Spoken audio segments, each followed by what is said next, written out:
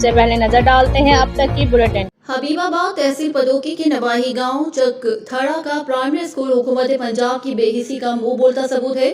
مسلسل 2 سالوں سے خبروں کی زینت بننے والا اسکول عمارت کی خستہ حالی کے سبب 1 سال سے زائد عرصے سے بند پڑا ہے۔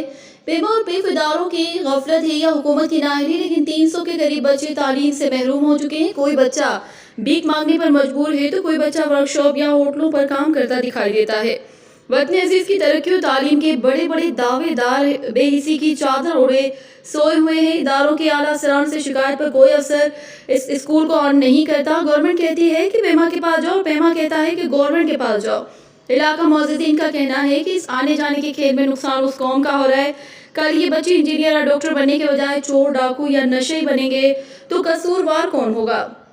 والدین یا ادارے یا وہ حکمران جو اربوں کا تعلیم کے نام پر فنڈ جاری کر کے کھا جاتے ہیں؟ علاقہ مکینوں نے ایک بار پھر وزیر اعلیٰ پنجاب پرویز الہی سے نوٹس لینے کا مطالبہ کیا ہے۔ 2 پیکس کے ساتھ اب ملے بگ فرینڈز کیک اپ بھی۔ Noodles and big friends cake up, بوریت بھگائے، گڈنس بڑھائے۔